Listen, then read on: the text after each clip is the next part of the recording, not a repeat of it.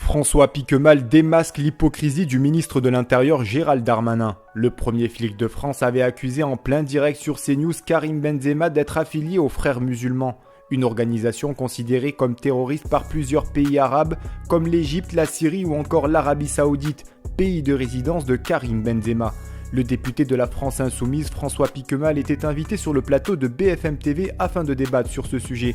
L'occasion pour le député insoumis de rappeler l'incohérence des accusations visant Karim Benzema et surtout l'occasion de démasquer l'hypocrisie de Gérald Darmanin en rappelant quelques faits que le ministre de l'Intérieur aurait sans doute aimé enterrer. Qu'est-ce qu'on reproche à monsieur Benzema? De se prénommer Karim, de s'appeler Benzema, d'être de confession musulmane, peut-être les trois. En tout cas, ça ressemble à une atmosphère de chercher des ennemis de l'intérieur de la part de monsieur Darmanin, qui le dit proche des frères musulmans, alors que, je tiens à rappeler que s'il y en a un des deux qui a été proche des frères musulmans, c'est monsieur Darmanin, qui à l'orée des années 2013 et 2014 entretenait des liens étroits avec des gens proches des frères musulmans, cela dans un but de les mobiliser notamment sur les manifs pour tous. Donc quand il s'agit d'homophobie, il n'y a pas de problème pour monsieur Darmanin, c'est documenté dans des articles de presse.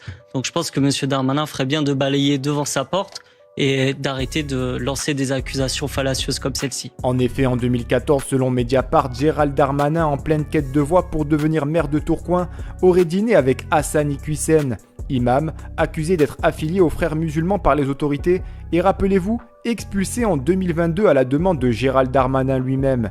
Une façon peut-être du ministre de l'Intérieur de se débarrasser de son passé. Ce n'est pas la première fois que des éléments compromettants ressurgissent concernant le ministre de l'Intérieur, alors que le premier flic de France exprime de nouveau son allégeance à Israël en interdisant tous les rassemblements en soutien à la Palestine. Un tweet de Gérald Darmanin datant de 2014 alors qu'il était encore député UMP refait surface. Un tweet exprimant les regrets de Gérald Darmanin de voir la France silencieuse face au massacre de l'armée d'occupation israélienne en Palestine. Un tweet qui rappelle Manuel Valls pro-palestinien avant d'être au pouvoir, puis comme par magie pro-israélien une fois au pouvoir. Et vous, pensez-vous comme de nombreux internautes que Gérald Darmanin est un hypocrite?